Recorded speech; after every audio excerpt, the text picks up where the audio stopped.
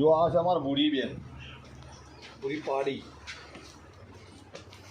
બાલ કાપી દીધા અને 3 મહિના ચોથા મહિનો હોય ને આમ હોય ને આ છાશ ને બાજરીનો લોટ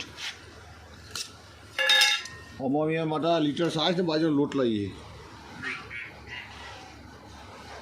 બાજરીનો લોટ ને છાશ બે ઓન વગાડી પીએ જોયા.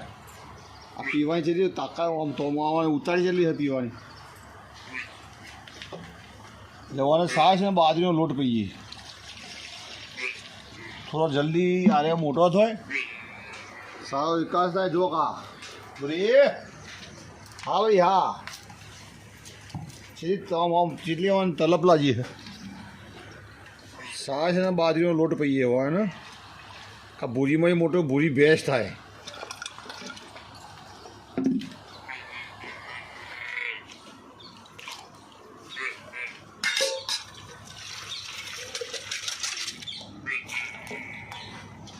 શું થાય છે? છાશ વાપરી છે એટલે ધામણી છે ને, આ ધામણીમાં ભરી પીએ કોમ તો સીધું નથી પીધો. હા હા શું કરું છે? છાશ પીએ છે ને? હા ભાઈ હા હા લો એટલે આરીએ દરરોજ વાન પીએ ભાઈ છાશ ને આરીએ લોટ બે પીએ ને એટલે આનો સારો વિકાસ થાય પાડ્યો ને એનો.